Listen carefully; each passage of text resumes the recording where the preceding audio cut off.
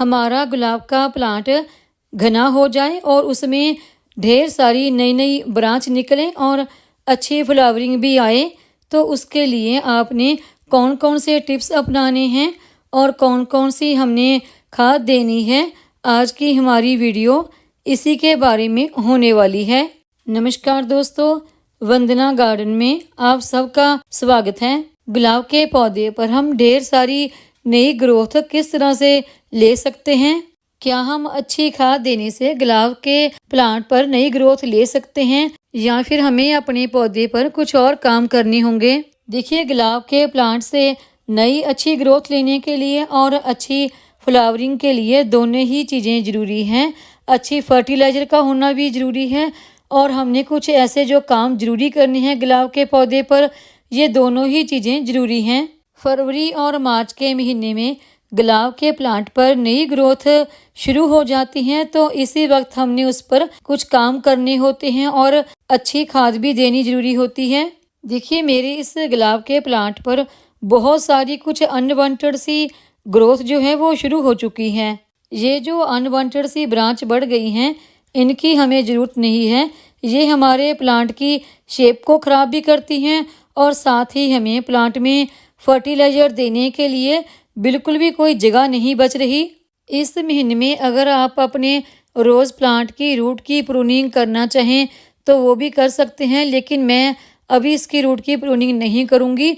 और दूसरा वक्त होता है बरसात का, उस वक्त भी आप इसकी रूट की प्रूनिंग कर सकते हैं, तो मैं शायद उस वक्त कर लूँगी। और इस हमारे गमले में बहुत सारा अनवांटेड सा घास फूस भी उगाया है, उसकी भी आज हम सफाई करेंगे। सबसे पहले आज हम इस प्लांट की ब्रांच की प्रूनिंग करेंगे। तो प्रूनिंग करने के लिए आपने कोई भी कटर, चाकू या कैंची लेना है, वो बिल्कुल साफ़ सुथरा होना चाहिए, क्योंकि अगर वो गंदा होगा तो इससे हमारे प्लांट को फंगस लगने का डर होता है। मैंने इस प्लांट की प्रूनिंग करने के लिए ये कटर लिया है, जिसकी मैंने अच्छी तरह से साफ़ सफाई कर ली है।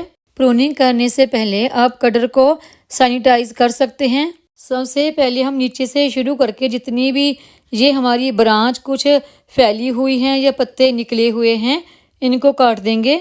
अगर आपके प्लांट में कुछ ब्रांच सूख चुकी हैं तो उनको भी निकाल दें। अगर कुछ ब्रांच ऊपर की तरफ से सूखना शुरू होती हैं तो इससे प्लांट में डाई बैक की प्रॉब्लम हो जाती है, तो ऐसी ब्रांच को भी निकाल दें। जिन ब्रांच के फूल खिलकर मुरझा चुके हैं, ऐसी ब्रांच की भी टिप्स काट दें। और जिनके ऊपर अभी फ्लावरिंग या फिर कलियां बनना शुरू नहीं हुई हैं, ऐसी ब्रांच को भी आप ऊपर से टिप्स से थोड़ी सी प्रूनिंग कर सकते हैं। और ये नीचे की तरफ भी कुछ छोटी छोटी सी ब्रांच या पत्ते जो भी हैं, ये हमने हटा देने हैं, ताकि हमारे प्लांट की अच्छी तरह से साफ़ सफाई हो जाए। जितनी भी आपके प्लांट की लंबी लंबी ब्रांच हैं, सभी की टिप्स ऊपर से काट दें।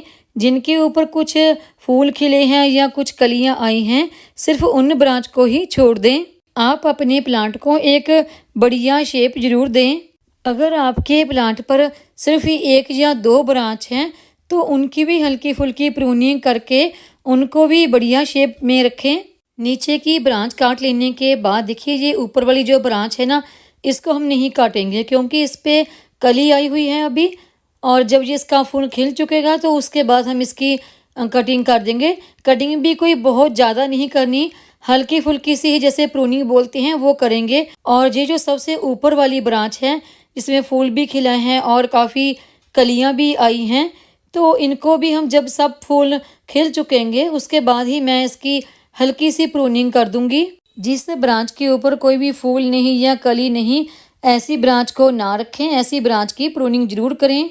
और उसके बाद अगला पॉइंट है, अगर आपके प्लांट की कोई भी पत्तियां सूख चुकी हैं या ख़राब हो चुकी हैं, ऐसी पत्तियों को निकाल दें। और उसके बाद जो भी आपके गमले में अनवांटेड सा कोई घास फूस उगाया है, उसको निकाल दें।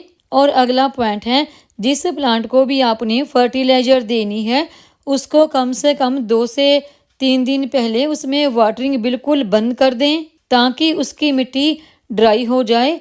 और जब मिट्टी ड्राई हो जाएगी तो उसमें कोई भी फंगस की प्रॉब्लम है या कोई भी कीड़ा मकोड़ा लगा है मिट्टी में, तो वो धूप लगने से ख़त्म हो जाएगा। अभी हम गमले की मिट्टी की अच्छी तरह से गुड़ाई कर लेंगे और अगर आपको इस वक्त अपने गमले की रिपोर्टिंग करनी है वो भी कर सकते हैं, और इस प्लांट की रूट की प्रूनिंग करनी है तो वो भी आप इस वक्त कर सकते हैं। ये सब काम करने के लिए ये महीना बिल्कुल बेस्ट है, और उसके बाद आप बरसात में दोबारा कर सकते हैं। सारे गमले की गुड़ाई कर लेने के बाद या तो ऊपर से कुछ मिट्टी आप बाहर निकाल लें, या फिर इस मिट्टी को जो प्लांट की मेन स्टेम है उसके आसपास इकट्ठी कर लें। तो अब बात करते हैं इस प्लांट को देने के लिए फर्टिलाइजर। देखिए, मैंने जितनी बार भी आपके साथ रोज प्लांट की फर्टिलाइजर की वीडियो शेयर की है तो मैंने हमेशा किसी ना किसी होममेड फर्टिलाइजर की ही वीडियो शेयर की है, लेकिन आज जो हम फर्टिलाइजर मैं आप लोगों के साथ शेयर करूंगी उस फर्टिलाइजर को मैं मार्केट से लेके आई हूँ। अगर आप घर में कोई भी फर्टिलाइजर तैयार करके नहीं देना चाहते तो मार्केट से लाके भी दे सकते हैं। इस प्लांट को देने के लिए ये मैंने पहली फर्टिलाइजर ली है, ये है DAP। ये 1/4 चम्मच से भी कम है। ये हमारे फूल वाले पौधों पर फूल लाने के लिए बहुत ही बेस्ट फर्टिलाइजर है। और जो दूसरी फर्टिलाइजर मैंने ली है वो है ये सीवीड। इसका मैंने 1 चम्मच लिया है। ये लिक्विड और इस तरह से दानेदार दोनों फॉर्म में आती है। इसे जैविक खाद भी कहा जाता है। इस फर्टिलाइजर को देने से पौधों की नई ग्रोथ बहुत अच्छी आती है और पौधे की पत्तियां भी बढ़िया ग्रीन बनी रहती हैं। इसमें बहुत सारे माइक्रोन्यूट्रिएंट होते हैं जो पौधे में होने वाली आयरन और कैल्शियम की कमी को पूरा करते हैं। इससे पौधों की नई ग्रोथ आती है और पौधा बढ़िया हेल्दी चमकदार दिखाई देता है। ये दोनों फर्टिलाइजर देने के बाद एक और फर्टिलाइजर हमने अपने पौधे को देनी है जो गुलाब के पौधों के लिए बहुत ही जरूरी फर्टिलाइजर होती है, और वो है ये चाय की पत्ती। चाय की पत्ती आप जो फ्रेश आती है वो भी इस्तेमाल कर सकते हैं, और इस्तेमाल की गई चाय पत्ती का भी। मैंने ये इस्तेमाल की हुई चाय की पत्ती ली है। इसे आप इस्तेमाल करने के बाद धोकर सुखाकर पौधों पर इस्तेमाल कर सकते हैं। चाय की पत्ती गमले की मिट्टी को एसिडिक बनाती है और इसमें नाइट्रोजन की भरपूर मात्रा होती है। अगर आप फ्रेश चाय की पत्ती ले रहे हैं तो उसका आप 1 चम्मच, अगर इस्तेमाल की गई चाय पत्ती ले रहे हैं तो उसके 2 चम्मच ले सकते हैं। अभी हम इसमें वाटरिंग कर देंगे। आप महीने में कम से कम एक बार पानी में थोड़ा सा टुकड़ा फटकड़ी का डालकर या फिर थोड़ा सा विनेगर यानी सिरका डालकर भी अपने पौधे को दे सकते हैं। आपने महीने में एक बार सिरका या फिर फिटकड़ी इनमें से किसी एक चीज का ही इस्तेमाल करना है, दोनों का नहीं। और अगला पॉइंट है, आपने रोज सुबह इस प्लांट पर सिंपल पानी से स्प्रे करना है।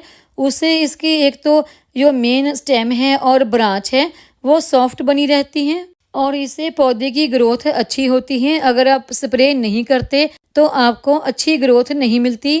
अगला पॉइंट है, अगर आपके पौधे पर आपको लगता है कि कीड़े मकोड़े आ गए हैं तो आप पानी में 1 चम्मच हल्दी डालकर या फिर 1 चम्मच बेकिंग सोडा, जिसे कि हम किचन में इस्तेमाल करने वाला सोडा बोलते हैं, पानी में डालकर स्प्रे भी कर सकते हैं। इससे कीड़े नहीं आते। और इस प्लांट को आप वहां रखें जहां पर कम से कम 2 घंटे की धूप तो जरूर आती हो, क्योंकि रोज प्लांट को धूप बहुत ज्यादा पसंद है। सूरज के धूप में ही ये फोटोसिंथेसिस के द्वारा अपने लिए भोजन तैयार करते हैं।